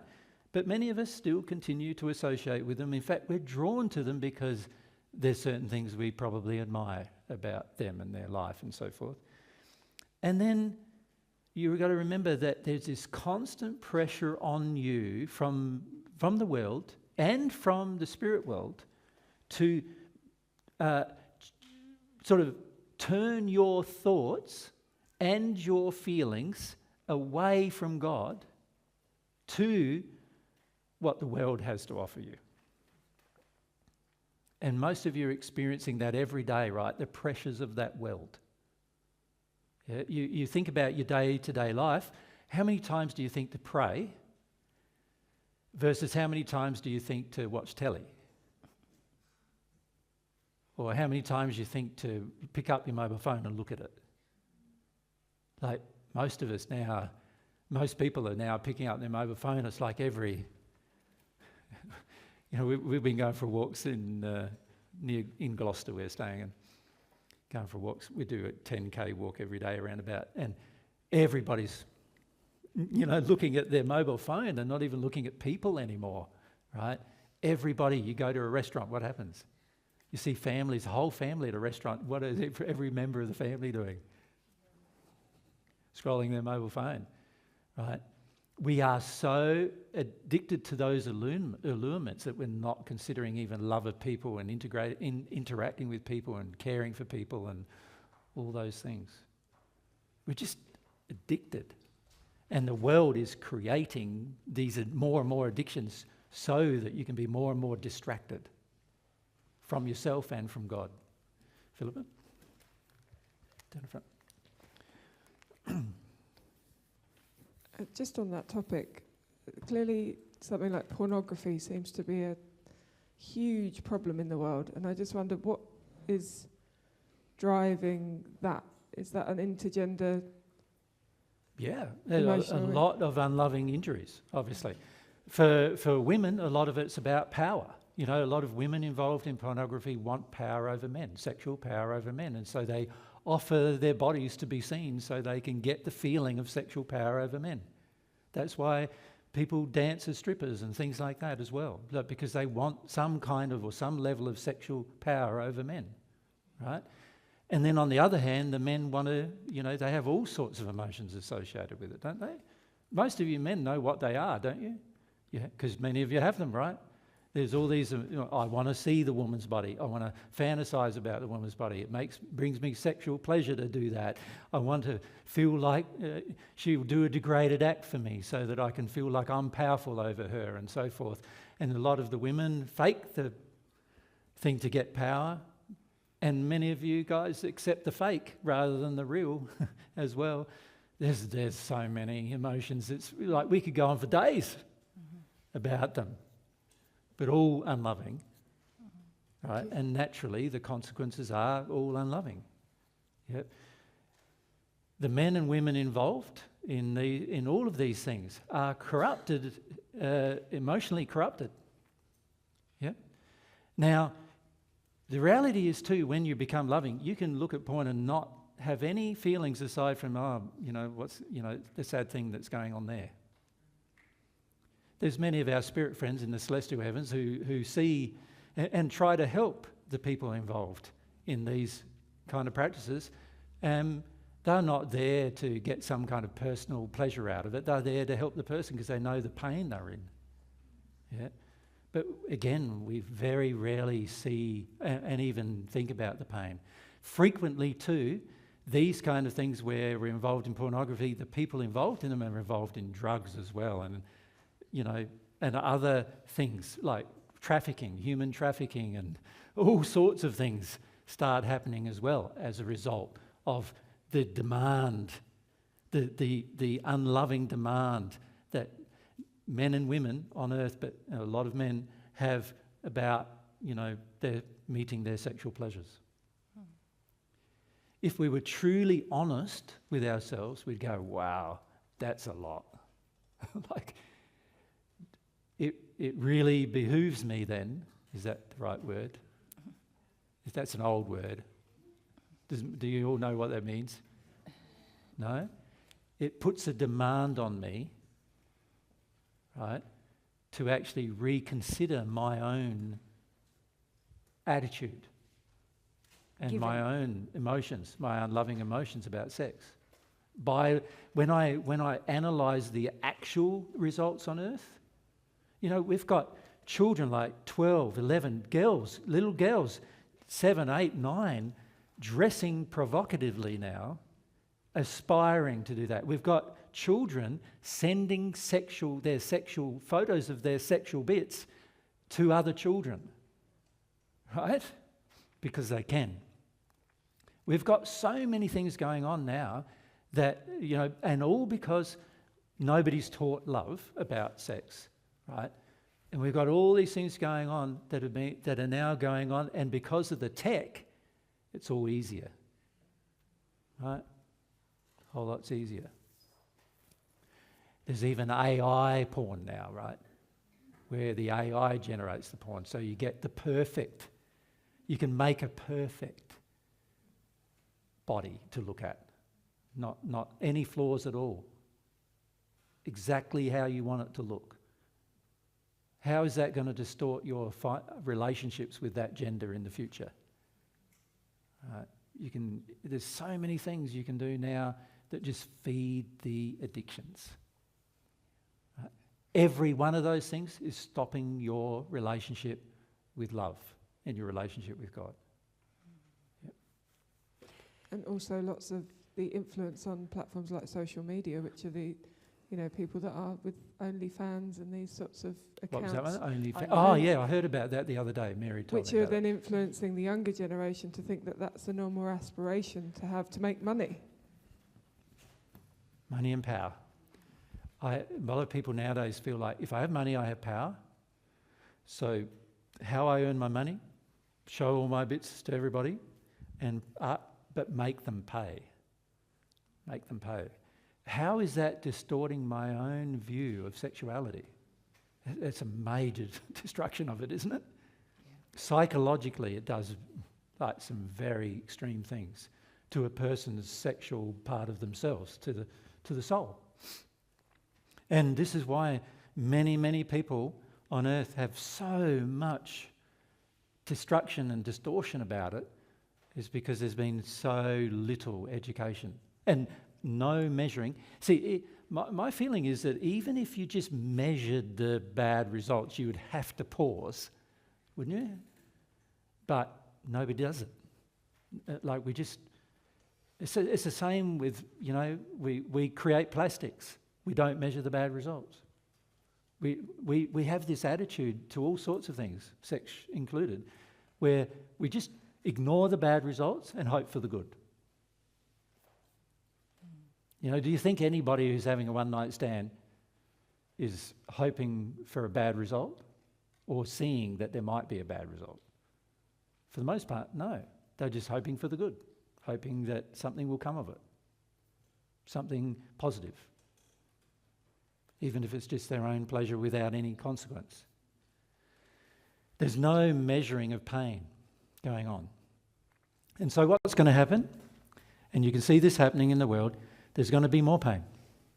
And more pain and more pain and more pain until, collectively, the world goes, we're sick of this pain.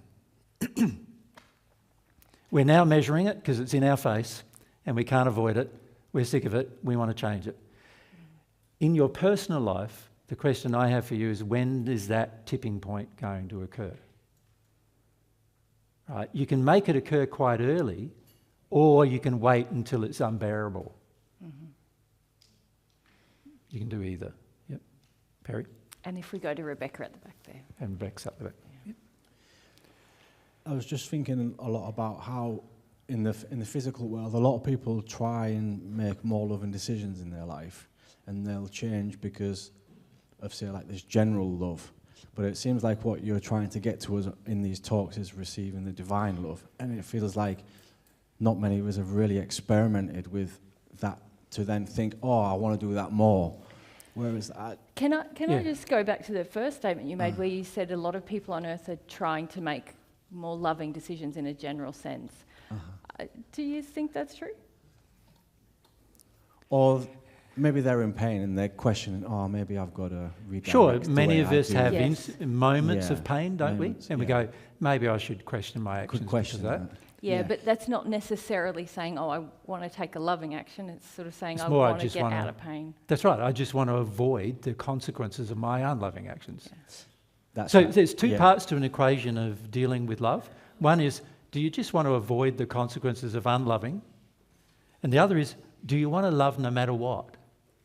It's sort of like, you remember earlier we were talking about leaving the earth. You can either leave it without impact, or you can leave it better with a positive one. A positive one. Most people in their life, they're not thinking, how can I make my life and everybody else's life better than we've ever anticipated? I'm just like, I just don't want this pain, so I'd just like to get back to some kind of equilibrium. Yeah. And it's always personally measured too. It's not the other person's pain you're measuring, it's yours. Yeah. So it's selfishly motivated. So you're not saying, did I cause pain to someone else? It's only when it caused pain to me that I'll change. Yeah. Yeah. Yeah. And I think like what I wanted to ask as well is like the prayer to receive divine love. Like I'm not wanting to even initiate the prayer and then feel the benefit and go, oh, I want to do that more often. Yeah, but firstly, you haven't received the benefit, so you don't know what it is. Exactly, but secondly, you haven't wanted to ask for love either, because you know it's going to, you know that it's going to confront all your temptations of the flesh that you want. Mm-hmm. Exactly. Right? And you don't want that. Yeah. You don't want. Most people don't ask for God's love because they don't want God to have some kind of influence in their life that causes them to give up the things that they really, really love. Their evil loves. Mm-hmm. You understand? And there is a fundamental thing that you need to understand about human love. It is fundamentally got a problem with it, right? So the problem with God's love is there's no problem with God's love. And that's what most of us want. We want there to be a problem. We want there to be holes. We want there to be special clauses. Yeah. You know, I should get away with this here. You know, I should get away with that there, that kind of thing. If you really loved me, Mary, you'd let me get away with this. You would understand. Like, I need more sex than what you're giving me. If you really loved me, you'd let me have sex with someone else. That kind of thing. Does that make sense? Yeah. Like, if she really loved me, she'd let me do that. That kind of feeling, right? Free will and all, right? That's the way we think. We sort of go, we're in this sort of process of going, as long as it's not causing me pain, that's all that matters, right? And when you think of human love, even in its most perfected form, so there are people in the spirit world, in the sixth sphere, that are perfect in human love, there's still the potential to degrade. There's still the potential to make a choice or decision that causes your own degradation in that place. When God's love is in you, because you're in alignment with God's love, the pain of doing something out of harmony with it is so great you don't even want to do it. Right? and the pleasure of being in harmony with the love is so great, why would you want to do it? Right? But when it comes to human love, it is prone to ebb and wane. So there's many times in the past, Perry, where you've said, I really love this girl. And then 6 months later, you're broken up and moving on to someone else. Right? Yeah, so did you really love the girl? No. And how long did it take you to break up and move on to someone else? A week? A couple of weeks? Like, if you really loved the girl, it'd take you years to sort it out. You know what I mean? Like years to deal with the emotions involved with the fact that, she's gone. And also, if you really loved her, would you want to have sex with anyone else? No. Even if she doesn't want you, you wouldn't want to. Right? So, you can see, God's standard, wow, it's sort of like, wow, that seems pretty hard. Right? That's the average person's thought. So I want what I want. If I'm going to ask God for love and then God's going to give me God's standard, and then all of a sudden God's standard goes, what you're doing, Perry, is wrong. And you're going, but I like it. What's going to happen? You're going to not want to ask. Mm-hmm. Right? And this is one reason why many of us have not asked. Because we're worried. We don't believe that a relationship with God brings bliss. We believe a relationship with God brings control. We believe a relationship with God brings harm. We believe a relationship with God places restrictions. You know what I mean? We believe that it's going to hurt our life rather than help it. So our faith is corrupt. We're saying, I believe that a relationship with God is going to be worse for me than not having one. And that is the fundamental bottom line as to why we don't pray. You follow? Yeah. The fundamental bottom line is my faith is such that I feel that it's not going to be in my interest. Yeah, if we put it the way you phrased it before, you said we haven't experimented to feel the benefits, but a lot of us see the benefits as drawbacks. We know, maybe I won't feel as comfortable having random sex with people, and we see that as a drawback rather than a good thing moving forward. Yeah. Or I'll miss out on the prime of my life. Yeah, it's a common thing said by men, like, while I'm in the prime of my life and I can have an erection, got to use it. That kind of thinking. And this is the kind of thinking we have about a lot of things, right? We're having this thinking that, there should be mitigating circumstances as to what we do, And this mitigation of our own, what we believe God is going to do is control our pleasure in some way, right? And we've never experienced the pleasure we have with having a relationship with God, so we don't know the bliss that's there. And so we fundamentally believe, well, I already know what brings me happiness. That's what I'm going to do, right? Without the thought of the things that bring us unhappiness. So for many of us, a lot of our physical ailments and injuries are based only on how unloving we're being. And yet we don't consider our physical diseases as how unloving we're being, do we? We go, oh, it's just a body, how it works or whatever. We're not considering love in that regard. There's also a lot of spiritual pain that many of us are carrying around that we don't consider as pain because we don't think spiritual things are very important. Our priority system is fundamentally physical first, whatever helps me physically, and for some it's even sexual first and then physical. In other words, sexual benefit they'll have even if there's physical pain associated. An example of that is STDs. Like, you can have an STD and some people still want to have sex with an STD, right? And they do. So that's an example of sex is before the physical benefit even, right? And then you've got emotions which are way, way down on the list of pain for most people's measurement. And then you've got spiritual pain that all of society's in. That's like, most of us think that's zero. There's no pain associated with that. And yet, that is the biggest pains of all. You'll find that when you pass and you have to work through things. For many of you, you will only work through things, unfortunately, when you pass. And this is what we're trying to help you change. But you'll find when you pass and you have to work through things, you'll come to the conclusion eventually that it's the spiritual things, the beliefs and the principles that you didn't have that will take you the longest to develop. Make sense? Mm-hmm. And some of the other things you'll change pretty rapidly, but the spiritual things take the longest. So we've got to get our perspective right.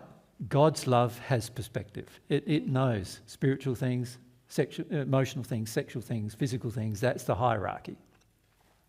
That's where your levels of pain are. Many of you go, but I'm in so much physical pain. That's when I start to make change. And I'm going, but way before that, there's the emotional pain and the spiritual pain you're in that you didn't even notice. And that's what's caused these physical things to occur. Yeah. So the prayer sort of highlights these problems to us. And that's the benefit of pondering it. Yeah. But does that make sense to you, Perry, about why there's this inclination to think selfishly? Because that's your inclination. You know, you're saying people care about being more loving. No, they care about being less painful. Yeah. Yeah. I don't hardly see any people who care about being more loving. Most people don't even think about it. Gotcha. And the only thing that drives them into being more loving is when the pain's too great. Yeah.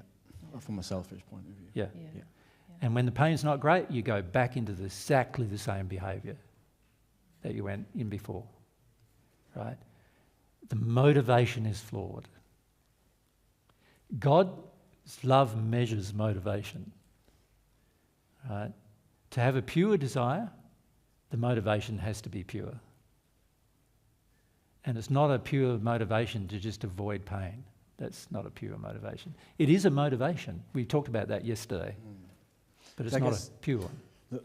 Do we have, generally then, there's conflict, because it says the medicine, so to speak, is God's love, but then the feeling in the heart is, but I don't want that, because then some change is going to come. Yeah. Well, somehow Miranda around wanting the thing that you, in your heart, don't want, but that's the thing that's going to fix it. Yeah, it's sad, eh? It's really sad. Sad, yeah. But it demonstrates the faith is not yet built. Yeah. The faith is saying, but it's not going to bring me the benefits. See, the main reason why most of us haven't prayed at this point is because we don't believe in it. We don't believe in its benefit. If we look in the prayer, the 5th paragraph. It addresses the issue. Let me have such faith as will cause me to know that you are my Father and the bestower of every good and perfect gift. Most of us think that God's not going to bestow good and perfect things in our life. Yeah. In fact, we're taught by religion even nowadays that he's not going to. What are you taught from religion? Do the rules or else what? Not just punished. It's you're not just punished once. It's hellfire forever. Eternal damnation. It's that's pretty severe, right? Yeah, and then there's also just the fact you've done it. You should be so ashamed, and it's not an education problem for most of us. We treat it as a shame problem as well. So in other words, we feel they're taught to religions that teach their adherents to feel ashamed, rather than teaching them to learn the lesson. To course correct. To course correct. Yeah. Yep. Yeah. So we're not trying to shame you here. We're just trying to course correct. We're trying to help you measure the painful results and see the results. Let yourself see them in your own life. But the good thing you've identified, Perry, is that you lack faith. You lack faith. Very important. In my homework, that was the paragraph I wrote down. Yeah. What's blocking me? Yes. Yeah, good on you. Yeah. Because it is true. And it is a big issue for anybody not praying. Yeah. is the lack of faith. And things that have helped me with faith is to realise that my lack of faith is driven by emotions that I don't want to feel. And also that you justify. That I'm holding on to as true and correct. Like, this is my faith. It's going to be bad. I know better than God, actually.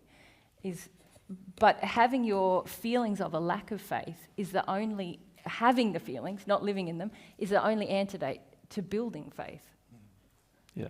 As well as sort of... So the irony of that is you've got to feel how little faith you have.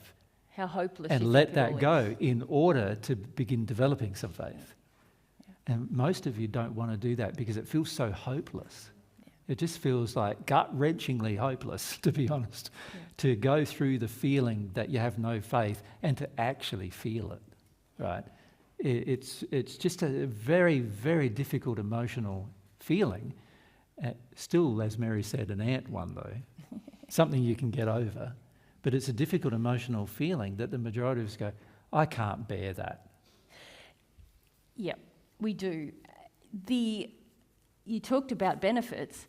The awesome thing about when you are willing to have some of those I don't have any faith feelings is that if you have them, you almost immediately feel the benefit. You almost immediately feel lighter. As soon as you're done with them, it's like, wow, that was heavy. I've been carrying that, and it's been colouring everything around me. The world looks brighter straight away. Even though it's quite a dark condition, it still looks brighter after you've dealt with your hopelessness. Yeah. But most of us aren't even sort of courageous enough to admit how hopeless we actually feel about many matters, including receiving God's love.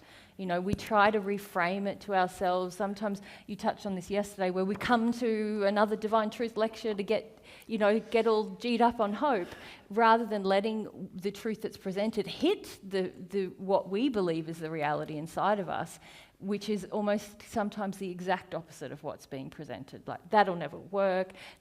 Love isn't real. Love's just some crap I've been, abused with my whole life. People who loved me said that, did all these horrible things. I don't actually believe that anyone's going to be... So all of these kind of feelings, if we're really honest with ourselves, get triggered as we hear God's truth. And allowing yourself to have those feelings is the thing that's going to help you to feel the prayer rather than read the prayer. Yeah. And you can talk to God about that lack of faith. And in when there's a lack of faith, Yeah. talk first about that. Yeah. Yeah. Because God loves you being in a state of truth. Yeah. So when you're honest with yourself, like, I just feel hopeless about you. I feel like you're not going to help me out. I feel like everything you're going to tell me to do is going to be not in my interest. Be honest about it. If you believe in God at all. If you don't, just say, I don't even believe in you. Yep. I don't even believe you exist. I don't even believe that you're real. So why, I'll try it as an experiment, but I don't even believe you're real. The kind of thing. wonderful thing about that experiment, and I talked about it a little bit in our last seminar in Australia, the big one in Mergen, is that when you engage with that experiment, just like, okay, I'm going to ask for God's love. Every time I think of it, I'll ask for God's love. My experience of that experiment was that it took me right back to ground zero internally, where when I was really honest with myself, all of my false beliefs about God, all of my lack of faith, everything came up just because I was just sincerely trying without any faith, just like, oh, okay, I'm going to ask. I'm going to ask again. I don't want to ask. F you, God. Where have you been? All of this stuff came up. You don't even love me. Why would you love me? Look at all my sins. All of this stuff that was really blocking my true and sincere prayer began to be exposed. And this is a wonderful thing about even acknowledging God, even if it's intellectually, and starting a relationship, even if it's like, it's like people who you're like, oh, you want to be friends with me, but I don't really... whatever, we'll have a chat, and eventually you start to realize, okay, yeah. But being in that process with God, even if you don't even believe in God initially, has a certain sort of working on your soul. Yeah. But a lot of us go, we touch into, I don't even have any faith, or, this is going to end badly for me, I'm going to have to give up an addiction. I'm going to wait till I'm more sincere to pray. That's not been my experience of it working. I had many of you have known me many years. When I first met Jesus, I was so angry about so many things, God's laws, who I was, all this stuff. And I would say to Jesus, I don't even want to pray. I'm not going to pray, I'm not sincere. And I'm being honest. I don't want to pray. When I really got honest, I was like, okay, God. Why don't I want to? Why don't I want to? This is my list of reasons. And instead of complaining about it to everyone else, I'm going to talk to you about it. I'm going to start this relationship, even if I feel like it's a fractured relationship that you owe me a lot of things that I haven't gotten. And eventually, in that process, I started to realise, wow, where am I at? I'm in quite a dark space here. But I really feel God taught me that. Yeah, and it didn't matter what I said to Mary. Yeah. So that's the other thing. It doesn't matter even what a nice person might say to you. You're not going to change unless you receive some of God's love, probably. Yeah. Because it's very rare that we even listen to another person. Yeah. Especially now, justifications and rationalizations. There has to be a certain level of respect for God's authority develop. But again, you don't have to try to emulate that. You have to be honest about where you're at and really face it. The initial quote-unquote praying that I did really didn't go much further than me, but it helped me be more honest about what I was really directing towards God and what my demands were. And was it helpful, Mary, if emotions that came up, you didn't try and think about why or second guess, just get straight into the emotion? Yeah, don't do all that. Yeah. That's the mind. Not analyse. Yeah. The mind gets you out of... Yeah. Like often the mind will come up with doing things, and it's all a distraction from how you feel. Yeah. And this is also the thing about when you start to learn how prayer really is an emotional exchange, because you feel God respond when you're more honest and emotional, rather than, he's an emotion now, I'm going to analyse it. All that's gone now. All my relating to God doesn't respond to that in me. Yeah. I've noticed if I've been talking to God and I try to be like a good divine truth person, it won't work. And then when I just talk about my feelings, then things start moving. Yeah, God wants your honesty, not your fake. Yeah. And again, this is another injury in the world, isn't it? It wants our fake rather than our honesty. This is why politicians lie to us, because they know you want fake. You don't want the truth. If you knew the truth, you'd be scared. So you don't want it. Even the average person, if just knowing a little bit of truth frightens them. If you knew what your partner really felt about you, the average person's pretty freaked out by that. It's better that they don't tell me what they really feel. So and it's the same when it comes to family, friends. We don't want to be honest, but the relationship with God, God's love requires honesty. To receive it, you need to be honest. Yeah? God, in fact, gives love to people who are honest. Sometimes you'll receive love when you're yelling at him. Yeah.